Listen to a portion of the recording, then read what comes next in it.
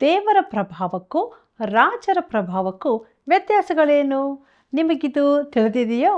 ಬಂದಿರಿ ವ್ಯತ್ಯಾಸವನ್ನು ಇವತ್ತು ತಿಳಿದುಕೊಳ್ಳೋಣ.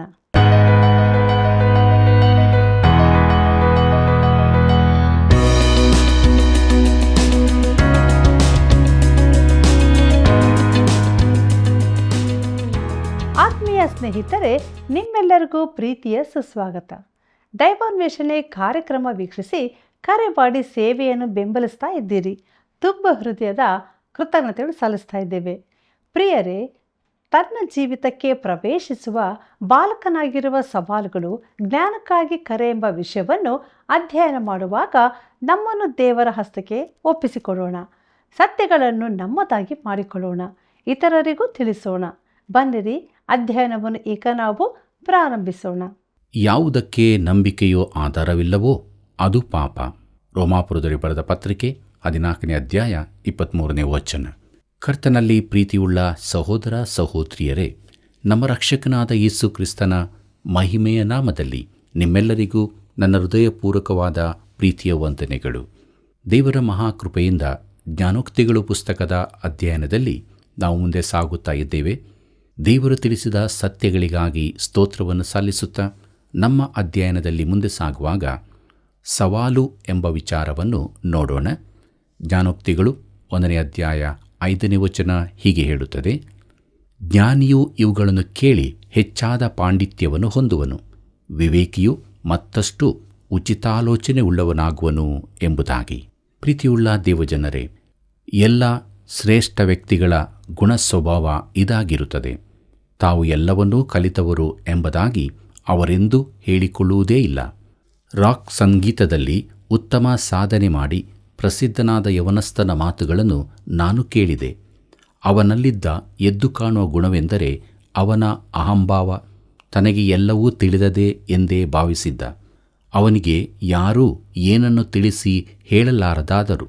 ಜ್ಞಾನೋಕ್ತಿ ಹೇಳುತ್ತದೆ, ಜ್ಞಾನಿಯು ಕೇಳುತ್ತಾನೆ ಮತ್ತು ಅದರಿಂದ ತನ್ನ ಜ್ಞಾನವನ್ನು ಹೆಚ್ಚಿಸಿಕೊಳ್ಳುತ್ತಾನೆ ಎಂಬುದಾಗಿ.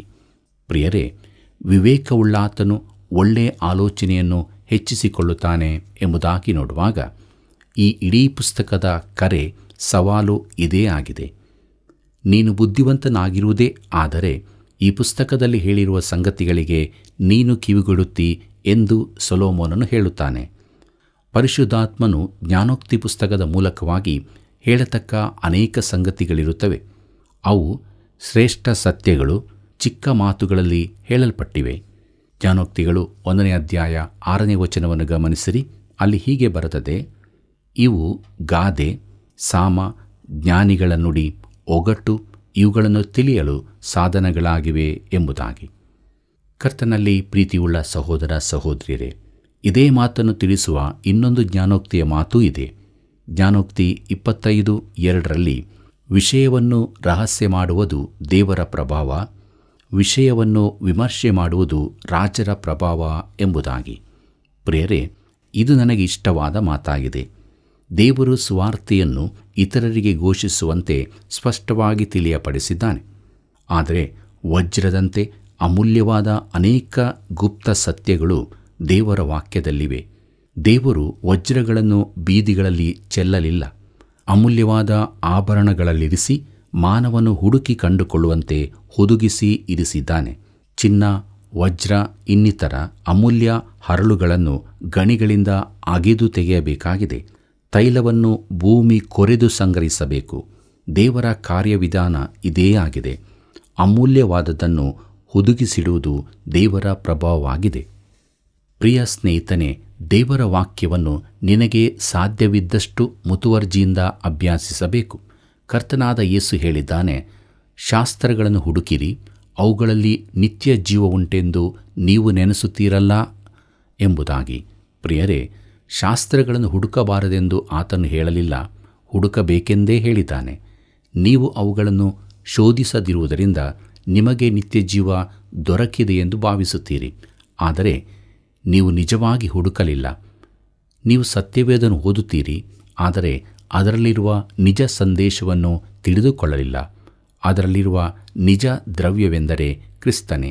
ಯೋಹಾನ ಬರೆದ ಸುವಾರ್ತೆ 5ನೇ ಅಧ್ಯಾಯ 39ನೇ ವಚನ ಹೀಗೆ ಹೇಳುತ್ತದೆ, ಶಾಸ್ತ್ರಗಳಿಂದ ನಿತ್ಯ ಜೀವವು ದೊರೆಯುತ್ತದೆಂದು ನೀವು ನೆನೆಸಿ ಅವುಗಳನ್ನು ವಿಚಾರಿಸುತ್ತೀರಲ್ಲ, ಅವುಗಳು ನನ್ನ ವಿಷಯದಲ್ಲಿ ಸಾಕ್ಷಿ ಕೊಡುವವುಗಳಾಗಿವೆ ಎಂಬುದಾಗಿ.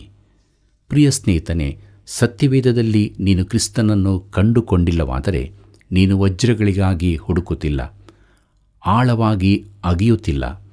ಜ್ಞಾನೋಕ್ತಿಯನ್ನು ತಿಳಿದುಕೊಳ್ಳುವುದು, ಅರ್ಥೈಸುವುದು ಜ್ಞಾನಿಗಳ ನುಡಿ, ಒಗಟುಗಳು. ಅಂದರೆ ದೇವರು ಈ ವಿಷಯ ಸತ್ಯಗಳನ್ನು ತನ್ನ ಪುಸ್ತಕದಲ್ಲಿ ಒದಗಿಸಿದ್ದಾನೆ. ಆದರೆ ವೇದಿಕೆಯಲ್ಲಾಗಲಿ ಸಾಮಾನ್ಯವಾಗಿ ಆಗಲಿ ದೇವರ ವಾಕ್ಯದ ಅಜ್ಞಾನವೇ ತುಂಬಿರುತ್ತದೆ. ದೇವರ ವಾಕ್ಯವನ್ನು ಗಂಭೀರವಾಗಿ ಆಳವಾಗಿ ಅಧ್ಯಯನ ಮಾಡಬೇಕಾಗಿದೆ. ಒಂದು ವಾಕ್ಯ ಭಾಗ ಓದಿದರೆ ಸಾಕು, ಎಲ್ಲವೂ ತಿಳಿಯುತ್ತದೆಂದು ನೆನೆಸುತ್ತೇವೆ. ಆದರೆ ಆಳವಾಗಿ ಅಧ್ಯಯನ ಮಾಡದ ಹೊರತು ದೇವರ ವಾಕ್ಯದ ವಿಶೇಷತೆಗಳು ತಿಳಿಯುವುದಿಲ್ಲ. ಪ್ರೀತಿಯುಳ್ಳ ದೇವಜನರೇ, ದೇವಸೇವಕರಾದ ಡಾಕ್ಟರ್ ವರ್ನನ್ ಮ್ಯಾಗಿಯವರು ಈ ರೀತಿಯಾಗಿ ಹೇಳುತ್ತಾರೆ, ನಾನು ಫ್ಲೋರಿಡಾದಲ್ಲಿರುವಾಗ ಥೋಮಸ್ ಆಲ್ವಾ ಎಡಿಸನ್ನರ ಪ್ರಯೋಗಶಾಲೆಗೆ ಹೋಗುವುದೆಂದರೆ ನನಗೆ ತುಂಬ ಇಷ್ಟ. ಈಗ ಅಲ್ಲಿ ಒಂದು ವಸ್ತು ಸಂಗ್ರಹಾಲಯವಿದೆ. ಅವರು ರಬ್ಬರ್ ಮಿಶ್ರಣ ಕಂಡುಕೊಂಡ ವಿಚಾರ ನನಗೆ ಯಾವಾಗಲೂ ಆಸಕ್ತಿಯ ಸಂಗತಿಯಾಗಿತ್ತು. ಫೈರ್ಸ್ಟೋನ್ ಹಾಗೂ ಹೆನ್ರಿ ಫೋರ್ಡ್ ಇವರು ಥೋಮಸ್ ಎಡಿಸನ್ ಅವರ ಮನೆಗೆ ಸಮೀಪದಲ್ಲೇ ಇದ್ದರು ಹಾಗೂ ಅವನೊಂದಿಗೆ ಕೆಲಸದಲ್ಲಿ ತೊಡಗಿದ್ದರು. ಈ ಪ್ರಯೋಗ ಶಾಲೆಯಲ್ಲಿ ನೂರಾರು ಪ್ರಣಾಳಿಕೆಗಳಿದ್ದವು. ತನ್ನ ಮನಸ್ಸಿಗೆ ತೋಚಿದ ವಸ್ತುಗಳನ್ನೆಲ್ಲ ಥೋಮಸ್ ಎಡಿಸನ್ ತೆಗೆದುಕೊಂಡು ಅದರಿಂದ ರಾಸಾಯನಿಕ ರಬ್ಬರ್ ದೊರಕುತ್ತದೋ ಎಂದು ಪರೀಕ್ಷಿಸುತ್ತಿದ್ದನು. ಅವನಿಗೆ ಅದು ಹಳದಿ ಹೂವಿನಲ್ಲಿ ದೊರಕಿತ್ತು. ಅದು ನಾವು ಎಂದಿಗೂ ನೆನೆಸಲಾಗದ ವಸ್ತುವಾಗಿತ್ತು. ಆದರೆ ಅವನು ಆ ಪರೀಕ್ಷೆಗಳನ್ನು ಮಾಡುತ್ತಲೇ ಇದ್ದನು. ನಾನು ಆ ಪ್ರಯೋಗಶಾಲೆಯಲ್ಲಿ ನಿಂತುಕೊಂಡು ಅಲ್ಲಿದ್ದ ನೂರಾರು ಪ್ರಣಾಳಗಳನ್ನು ನೋಡುತ್ತಾ, ಅವನೂ ಅವನ ಸಹಾಯಕರು ಅಲ್ಲಿ ಕಳೆದಿದ್ದ ಅನೇಕ ತಾಸುಗಳನ್ನು ಪ್ರಯೋಗಗಳಲ್ಲಿ ತೊಡಗಿಸಿಕೊಂಡದ್ದನ್ನು ಯೋಚಿಸುತ್ತಾ ಇದ್ದಾಗ ನಾನು ನೆನೆಸಿದೆ, ನಾನು ದೇವರ ವಾಕ್ಯಕ್ಕೂ ನಿಜವಾದ ಅಧ್ಯಯನಕ್ಕೂ ಎಷ್ಟು ಕಡಿಮೆ ಸಮಯ ಕೊಡುತ್ತಿದ್ದೇವೆ ಎಂದು. ಕರ್ತನಲ್ಲಿ ಪ್ರಿಯರೇ, ಜ್ಞಾನೋಕ್ತಿ ಪುಸ್ತಕವು ನಮಗೆ ಆಳವಾಗಿ ಅಗೆಯಬೇಕು ಎಂಬ ಆಹ್ವಾನ ನೀಡುತ್ತದೆ. ತಿಮೋತಿನಿಗೆ ಬರೆದಂಥ 2ನೇ ಪತ್ರಿಕೆ 2ನೇ ಅಧ್ಯಾಯ 15ನೇ ವಚನ ಹೀಗೆ ಹೇಳುತ್ತದೆ, ನೀನು ದೇವರ ದೃಷ್ಟಿಗೆ ಯೋಗ್ಯನಾಗಿ ಕಾಣಿಸಿಕೊಳ್ಳುವುದಕ್ಕೆ ಪ್ರಯಾಸಪಡು, ಅವಮಾನಕ್ಕೆ ಗುರಿಯಾಗದ ಕೆಲಸದವನು, ಸತ್ಯವಾಕ್ಯವನ್ನು ಸರಿಯಾಗಿ ಉಪದೇಶಿಸುವವನೂ ಆಗಿರು ಎಂಬುದಾಗಿ. ಪ್ರೀತಿಯುಳ್ಳ ದೇವಜನರೇ, ಮುಂದಕ್ಕೆ ನಾವು ಪುಸ್ತಕದ ಮುಖ್ಯ ವಾಕ್ಯ ಭಾಗವನ್ನು ನೋಡೋಣ. ಜ್ಞಾನೋಕ್ತಿಗಳು 1ನೇ ಅಧ್ಯಾಯ 7ನೇ ವಚನ ಹೀಗೆ ಹೇಳುತ್ತದೆ, ಯೆಹೋವನ ಭಯವೇ ತಿಳುವಳಿಕೆಗೆ ಮೂಲವು, ಮೂರ್ಖರಾದರೂ ಜ್ಞಾನವನ್ನು ಶಿಕ್ಷೆಯನ್ನು ಅಸಡ್ಡೆ ಮಾಡುವರು ಎಂಬುದಾಗಿ. ಪ್ರೀತಿಯುಳ್ಳ ದೇವಜನರೇ, ಇಲ್ಲಿ ಒಂದು ಆಸಕ್ತಿಕರವಾದ ಹೋಲಿಕೆ ಇರುತ್ತದೆ. ಯೆಹೋವನ ಭಯವೇ ತಿಳುವಳಿಕೆಗೆ ಮೂಲವು, ಮೂರ್ಖರಾದರೂ ಜ್ಞಾನವನ್ನೂ ಶಿಕ್ಷೆಯನ್ನು ಅಸಡ್ಡೆ ಮಾಡುವರು ಎಂಬುದಾಗಿ. ಅಂದರೆ ಅವರು ಕಲಿಯುವುದಿಲ್ಲ. ಇದನ್ನು ಒಂದು ಉದಾಹರಣೆಯ ಮೂಲಕ ತಿಳಿಸುತ್ತೇನೆ. ಮುಖ್ಯ ರಸ್ತೆಯಲ್ಲಿ ವಾಹನ ಚಲಾಯಿಸುತ್ತಿದ್ದ ಒಬ್ಬನ ಕಾರಿನ ಚಕ್ರದ ಗಾಳಿ ಹೋಗುತ್ತದೆ. ಕಾರನ್ನು ದಾರಿಯ ಬದಿಗೆ ತಂದು ನಿಲ್ಲಿಸಿದನು. ಅವನು ನಿಲ್ಲಿಸಿದ್ದು ಒಂದು ಮಾನಸಿಕ ಅಸ್ವಸ್ಥರ ಆಶ್ರಮದ ಎದುರು. ಆ ಆಶ್ರಮದ ನಿವಾಸಿಯೊಬ್ಬ ರಸ್ತೆಯ ವಿರುದ್ಧ ಬದಿಯಲ್ಲಿದ್ದನು. ಈ ವ್ಯಕ್ತಿ ಕಾರಿನ ಚಕ್ರವನ್ನು ಬದಲಾಯಿಸುವುದನ್ನು ಅವನು ನೋಡುತ್ತಾ ಇದ್ದನು. ಅವನು ಏನೂ ಮಾತನಾಡದೆ ಮೌನವಾಗಿ ನೋಡುತ್ತಿದ್ದನು. ಕಾರಿನ ಚಕ್ರ ತೆಗೆಯುವಾಗ ಅದರ ನಟ್ಟುಗಳನ್ನು ಕಾರಿನ ಕ್ಯಾಪ್ನ ಮೇಲೆ ಇಟ್ಟಿದ್ದನು. ತಪ್ಪಿ ಹೋಗಿ ಆ ಕ್ಯಾಪನ್ನು ತೆಗೆಯುವಾಗ ಆ ನಟ್ಟುಗಳೆಲ್ಲ ಜಾರಿ ಚರಂಡಿಯೊಳಕ್ಕೆ ಬಿದ್ದು ಹೋದವು. ಅವನು ಈಗೇನು ಮಾಡಲಿ ಎಂದು ತಲೆ ಕೆರೆಯುತ್ತಾ ನಿಂತನು.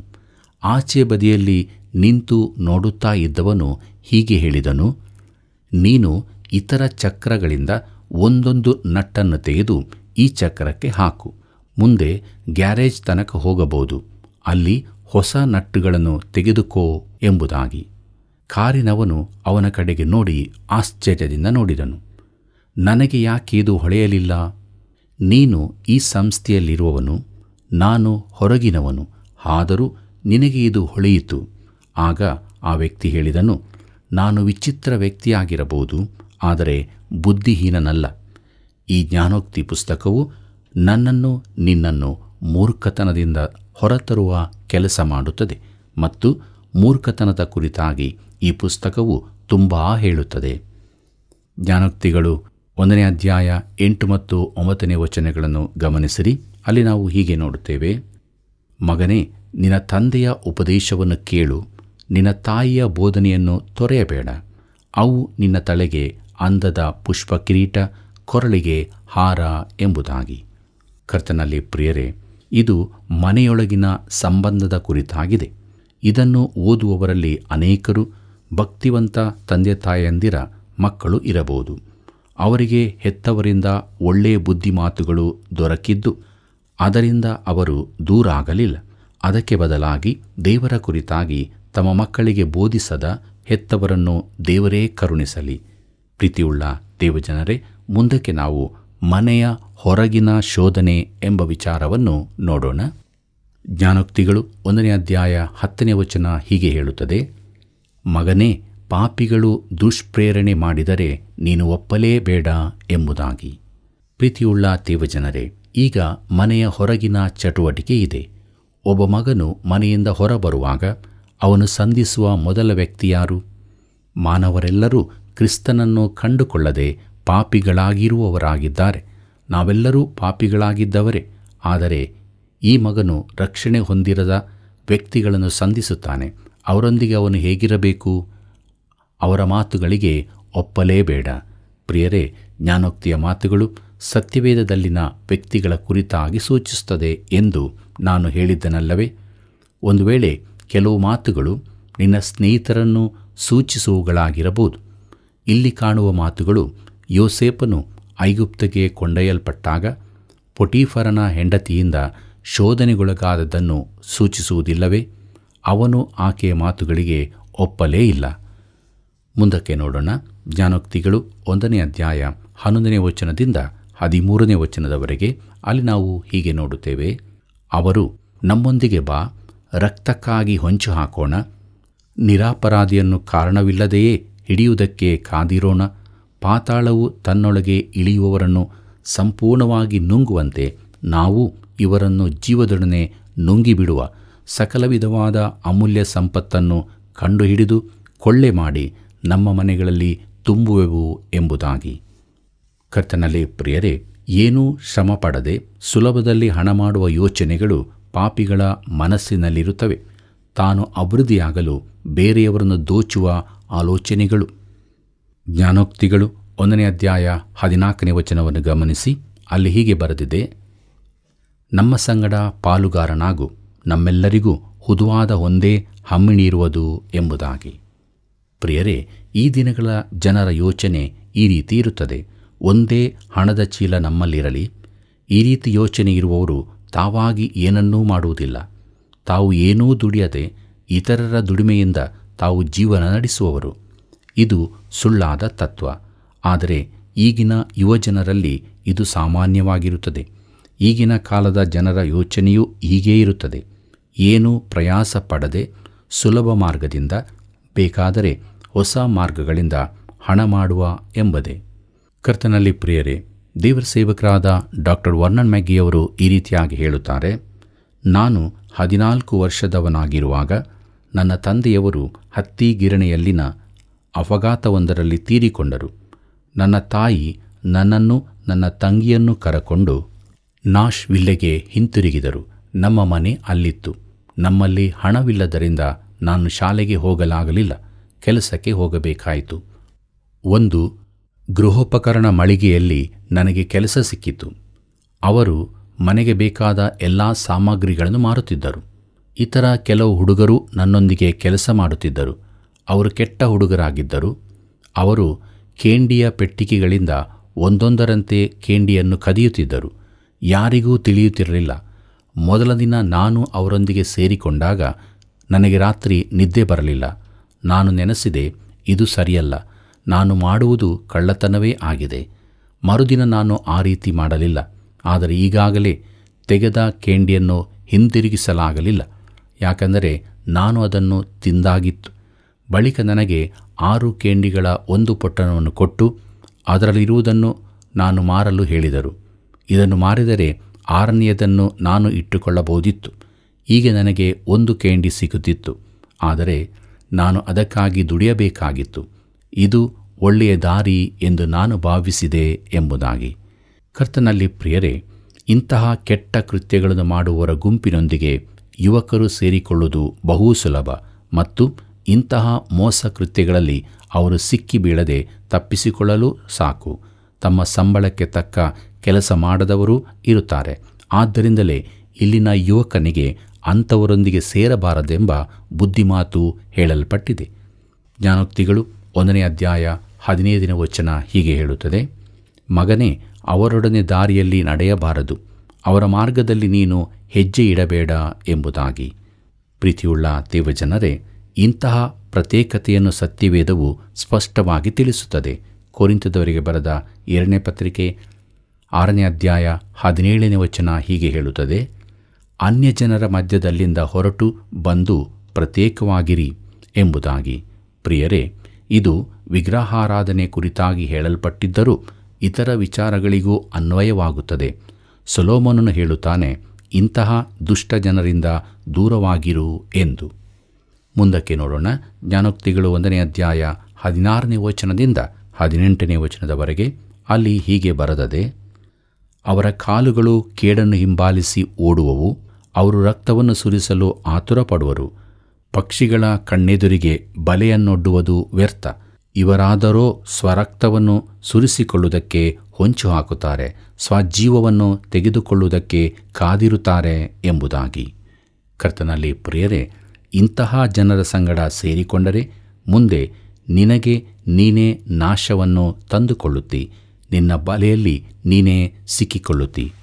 ಜ್ಞಾನೋಕ್ತಿಗಳು 1ನೇ ಅಧ್ಯಾಯ 19ನೇ ವಚನವನ್ನು ಗಮನಿಸಿರಿ. ಅಲ್ಲಿ ಹೀಗೆ ಬರೆದದೆ: ಸೂರೆ ಮಾಡುವವರೆಲ್ಲರ ದಾರಿಯು ಹೀಗೆಯೇ ಸರಿ, ಕೊಳ್ಳೆಯು ಕೊಳ್ಳೆಗಾರರ ಜೀವವನ್ನೇ ಕೊಳ್ಳೆ ಮಾಡುವುದು ಎಂಬುದಾಗಿ. ಕರ್ತನಲ್ಲಿ ಪ್ರಿಯರೇ, ದುರಾಶೆಯು ಇಂತಹ ಖಂಡನೆಗೊಳಗಾಗುತ್ತದೆ. ನಾವು ಲೌಕಿಕತೆಯ ಯುಗದಲ್ಲಿ ಜೀವಿಸುತ್ತಿದ್ದೇವೆ. ಕಾಲೇಜುಗಳಲ್ಲಿ ಲೌಕಿಕತೆ ಕಲಿಸುವುದನ್ನು ಬಿಡಬೇಕೆಂದು ಒಬ್ಬ ಪ್ರಾಧ್ಯಾಪಕರು ಬರೆದಿದ್ದಾರೆ. ಅಂದರೆ ಅವರು ಧಾರ್ಮಿಕತೆಗೆ ಹಿಂದಿರುಗಬೇಕಾಗಿದೆ. ಈ ರೀತಿ ಎಚ್ಚರಗೊಳ್ಳುವವರು ಕೆಲವರಾದರೂ ಇರುತ್ತಾರೆ. ದುರಾಶೆಯು ಈ ದಿನಗಳ ದೊಡ್ಡ ಪಾಪವಾಗಿದೆ. ಜ್ಞಾನೋಕ್ತಿಯು ಇದನ್ನೇ ಖಂಡಿಸುತ್ತಾ ಇದೆ. ಪ್ರೀತಿಯುಳ್ಳ ದೇವಜನರೇ, ಮುಂದಕ್ಕೆ ನಾವು ಜ್ಞಾನ ಕಲಿಯಲು ಕರೆ ಎಂಬ ವಿಚಾರವನ್ನು ನೋಡೋಣ. ಜ್ಞಾನೋಕ್ತಿಗಳು 1ನೇ ಅಧ್ಯಾಯ 20ನೇ ವಚನ ಹೀಗೆ ಹೇಳುತ್ತದೆ: ಜ್ಞಾನವೆಂಬಾಕೆಯು ಬೀದಿಗಳಲ್ಲಿ ಕೂಗುತ್ತಾಳೆ, ಚೌಕಗಳಲ್ಲಿ ದನಿಗೈಯುತ್ತಾಳೆ ಎಂಬುದಾಗಿ. ಕರ್ತನಲ್ಲಿ ಪ್ರಿಯರೇ, ಜ್ಞಾನವು ಯುವಕರನ್ನು ಇಂತಹ ಕಲಿಯುವಿಕೆಗಾಗಿ ಆಹ್ವಾನಿಸುತ್ತಾ ಇದೆ. ಈ ಶಾಲೆಗೆ ಬಂದು ಸೇರಿಕೊಳ್ಳಿರಿ. ಜ್ಞಾನೋಕ್ತಿಗಳು 1ನೇ ಅಧ್ಯಾಯ 21 ಮತ್ತು 22ನೇ ವಚನಗಳನ್ನು ಗಮನಿಸಿರಿ. ಅಲ್ಲಿ ನಾವು ಹೀಗೆ ನೋಡುತ್ತೇವೆ: ಪೇಟೆಯ ಅಗ್ರಸ್ಥಾನದಲ್ಲಿಯೂ ಊರ ಬಾಗಿಲಿನಲ್ಲಿಯೂ ಆಕೆಯು ನುಡಿಯುವುದೇನೆಂದರೆ, ಮೂಢರೇ, ಮೂಢತನವನ್ನು ಎಂದಿನ ತನಕ ಪ್ರೀತಿಸುವಿರಿ? ಧರ್ಮನಿಂದಕರು ನಿಂದಿಸುವುದಕ್ಕೆ ಎಷ್ಟು ಕಾಲ ಇಷ್ಟಪಡುವರು? ಜ್ಞಾನಹೀನರು ತಿಳುವಳಿಕೆಯನ್ನು ಎಷ್ಟರವರೆಗೆ ಹಾಗೆ ಮಾಡುವರು ಎಂಬುದಾಗಿ. ಪ್ರೀತಿಯುಳ್ಳ ದೇವಜನರೇ, ಸರಳತೆ ಎಂದರೆ ಮೂಢತನವೇ? ಆಕೆ ಕೇಳುತ್ತಾಳೆ, ಎಷ್ಟರವರೆಗೆ ಮೂರ್ಖರಾಗಿಯೇ ಇರುತ್ತೀರಿ? 20 ವರ್ಷದ ಪ್ರಾಯದ ಯೌವನಸ್ಥನೊಬ್ಬನು ತಾನು 3 ವರ್ಷಗಳಿಂದ ಅಮಲು ದ್ರವ್ಯ ಸೇವಿಸುತ್ತಿದ್ದೇನೆಂದು ನನಗೆ ಹೇಳಿದನು. ನಾನೆಂಥ ಮೂರ್ಖನಾಗಿದ್ದೆ ಎಂದು ಅವನು ತಿರುತಿರುಗಿ ಹೇಳುತ್ತಿದ್ದನು. ಇನ್ನೂ ಎಷ್ಟರವರೆಗೆ ಮೂರ್ಖನಾಗಿರುತ್ತಿ? ಜ್ಞಾನದ ಶಾಲೆಗೆ ಯಾವಾಗ ಸೇರಿಕೊಳ್ಳುವಿ? ಜ್ಞಾನೋಕ್ತಿಗಳು 1ನೇ ಅಧ್ಯಾಯ 23ನೇ ವಚನ ಹೀಗೆ ಹೇಳುತ್ತದೆ: ನನ್ನ ಗದರಿಕೆಯನ್ನು ಕೇಳಿ ತಿರುಗಿಕೊಳ್ಳಿರಿ. ಇಗೋ, ನಿಮ್ಮ ಮೇಲೆ ನನ್ನ ಆತ್ಮವನ್ನು ಸುರಿಸಿ ನನ್ನ ಮಾತುಗಳನ್ನು ನಿಮಗೆ ತಿಳಿಯಪಡಿಸುವೆನು ಎಂಬುದಾಗಿ. ಪ್ರಿಯರೇ, ಈಗ ನಾವು ಈ ಅಧ್ಯಾಯದ ಕೊನೆ ಭಾಗಗಳಿಗೆ ಬರೋಣ. ಜ್ಞಾನೋಕ್ತಿಗಳು 1ನೇ ಅಧ್ಯಾಯ 32ನೇ ವಚನವನ್ನು ಗಮನಿಸಿ. ಅಲ್ಲಿ ಹೀಗೆ ಬರೆದದೆ: ಮೂಢರು ತಮ್ಮ ಉದಾಸೀನತೆಯಿಂದಲೇ ಹತರಾಗುವರು, ಜ್ಞಾನಹೀನರು ತಮ್ಮ ನಿಶ್ಚಿಂತೆಯಿಂದಲೇ ನಾಶವಾಗುವರು ಎಂಬುದಾಗಿ. ಪ್ರಿಯರೇ, ಕ್ರಿಸ್ತನಿಂದ ದೂರ ತಿರುಗಿಕೊಳ್ಳುವುದೆಂದರೆ ಆತ್ಮಹತ್ಯೆ ಮಾಡಿಕೊಂಡಂತೆಯೇ ಸರಿ. ಕರ್ತನಲ್ಲಿ ಪ್ರಿಯರೇ, ಕೊನೆಯದಾಗಿ ಜ್ಞಾನೋಕ್ತಿಗಳು 1ನೇ ಅಧ್ಯಾಯ 33ನೇ ವಚನವನ್ನು ಗಮನಿಸಿರಿ. ಅಲ್ಲಿ ಹೀಗೆ ಬರ್ತದೆ, ನನ್ನ ಮಾತಿಗೆ ಕಿವಿಗೊಡುವವನಾದರೋ ಸ್ವಸ್ಥವಾಗಿರುತ್ತಾ ಯಾವ ಕೇಡಿಗೂ ಭಯಪಡದೆ ಸುರಕ್ಷಿತನಾಗಿರುವನು ಎಂಬುದಾಗಿ. ಪ್ರೀತಿಯುಳ್ಳ ದೇವಜನರೇ, ಇದು ಎಂಥ ವಿಶೇಷವಾದ ಮಾತು! ಇದು ನಮ್ಮ ದೇಶಕ್ಕೆ ಅನ್ವಯಿಸುವುದಾದರೆ ಎಷ್ಟು ಒಳ್ಳೆಯದಿತ್ತು. ನಾವು ಇಂದು ಸಮೃದ್ಧಿಯುಳ್ಳವರಾಗಿದ್ದೇವೆ. ನಾವು ವ್ಯಕ್ತಿಯ ಹಣ, ಆಸ್ತಿ, ಮನೆ, ಕಾರ್ ಇವುಗಳ ಆಧಾರದಲ್ಲಿ ಒಬ್ಬನನ್ನು ಅಳೆಯುತ್ತೇವೆ. ನಾವು ಮೂರ್ಖರ ಸಮೃದ್ಧಿಯನ್ನು ಅನುಭವಿಸುತ್ತಿದ್ದೇವೆಯೋ, ಬುದ್ಧಿಹೀನರ ಸಾಮ್ರಾಜ್ಯದಲ್ಲಿ ಆನಂದಿಸುತ್ತಿದ್ದೇವೆಯೋ? ನಮ್ಮನ್ನು ನಾವು ಪರೀಕ್ಷಿಸಿಕೊಳ್ಳೋಣವೇ? ಕರ್ತನಲ್ಲಿ ಪ್ರೀತಿಯುಳ್ಳ ಸಹೋದರ ಸಹೋದರಿಯರೇ, ದೇವರ ವಾಕ್ಯ ನಮಗೆ ಸ್ಪಷ್ಟವಾಗಿ ಬೋಧಿಸಿಯದೆ ನಾವು ಯಾವ ಆಧಾರದಲ್ಲಿ ಜೀವಿಸ್ತಾ ಇದ್ದೇವೆ? ದೇವರ ಜ್ಞಾನದಲ್ಲಿ ತುಂಬಿದ್ದೇವೆಯೋ ಅಥವಾ ಜ್ಞಾನಹೀನರಾಗಿ ಮುನ್ನಡೆಯುತ್ತಾ ಇದ್ದೇವೆಯೋ? ದೇವರಾತ್ಮ ನಮಗೆ ಬೋಧಿಸಿದ್ದಾನೆ. ಸತ್ಯವನ್ನು ಅರಿತುಕೊಳ್ಳೋಣ. ದೈವಿಕ ಜ್ಞಾನದಿಂದ ತುಂಬಿದವರಾಗಿ ಯಾವ ಕೇಡಿಗೂ ಭಯಪಡದೆ ಸುರಕ್ಷಿತರಾಗಿ ಜೀವಿಸೋಣ. ಹೀಗಾಗುವಂತೆ ದೇವರು ತಾನೇ ಸಹಾಯ ಮಾಡಿ ನಡೆಸಲಿ. ಕರ್ತನ ಕೃಪೆಯು ಸದಾ ನಿಮ್ಮ ಸಂಗಡ ಇರಲಿ. ಪ್ರಿಯರೇ, ವಜ್ರದಂತೆ ಅಮೂಲ್ಯವಾದ ಗುಪ್ತ ಸತ್ಯಗಳು ದೇವರ ವಾಕ್ಯದಲ್ಲಿದೆ. ಶಾಸ್ತ್ರಗಳು ಯೇಸು ಕ್ರಿಸ್ತರ ಬಗ್ಗೆಯೇ ತಿಳಿಸ್ತದೆ. ಸವಾಲುಗಳನ್ನು ಸ್ವೀಕರಿಸಿ ಅವುಗಳನ್ನು ಗೆಲ್ಲಲು ದೇವರ ಮಾತುಗಳು ನಮಗೆ ಸಹಾಯ ಮಾಡ್ತದೆ. ಒಬ್ಬ ವಿಶ್ವಾಸಿ ಮನೆಯ ಒಳಗಡೆಯೂ ಹೊರಗಡೆಯೂ ಪ್ರಬುದ್ಧವಾದ ಜೀವಿತವನ್ನು ಜೀವಿಸಲು ದೇವರ ವಾಕ್ಯ ಕಾರ್ಯ ಕೊಟ್ಟಿರುವಾಗ ನಾವು ಹಾಗೆಯೇ ನಡೆಯೋಣ.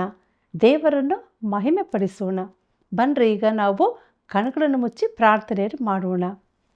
ಜೀವ ಸ್ವರೂಪನಾದ ತಂದೆಯೇ, ನಿನ್ನ ಪವಿತ್ರವಾದ ನಾಮಕ್ಕೆ ಸ್ತೋತ್ರವಾಗಲಿ. ಹೌದು ಕರ್ತನೆ, ಎಂಥ ಶ್ರೇಷ್ಠವಾದಂಥ ಮಾತುಗಳನ್ನು ನಮಗಾಗಿ ಸತ್ಯವೇದದಲ್ಲಿ ಬರೆಸಿಟ್ಟಿದ್ದಿ. ಅದು ದೇವರ ಜೀವವುಳ್ಳ ವಾಕ್ಯ. ಆ ವಾಕ್ಯಗಳ ಶಕ್ತಿಯಿಂದಲೇ ನಾವು ಈ ಲೋಕದಲ್ಲಿ ಜೀವಿಸಲು ಸಾಧ್ಯ. ಸೈತಾನನು ತರುವಂಥ ಪ್ರತಿಯೊಂದು ಶೋಧನೆಗಳ ಮೇಲೆ ಜಯ ಹೊಂದಲು ನಿನ್ನ ವಾಕ್ಯದ ಶಕ್ತಿ ಬೇಕಾಗಿದೆ.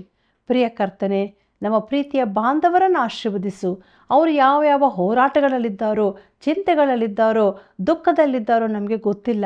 ಆದರೆ ಕರ್ತನೆ, ಅವರಿಗಾಗಿ ನಾವು ಪ್ರಾರ್ಥನೆ ಮಾಡ್ತೇವೆ. ನೀನು ಆಶೀರ್ವಾದ ಮಾಡುವಂಥ ದೇವರು ಸ್ವಾಮಿ.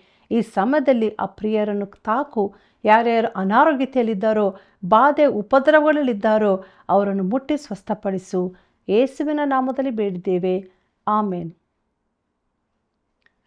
ಪ್ರಿಯ ವೀಕ್ಷಕರೇ, ದೇವರ ವಾಕ್ಯದಲ್ಲಿ ದೇವರ ಪ್ರಭಾವವನ್ನು ನಾವು ಅರ್ಥಕೊಂಡೆವು.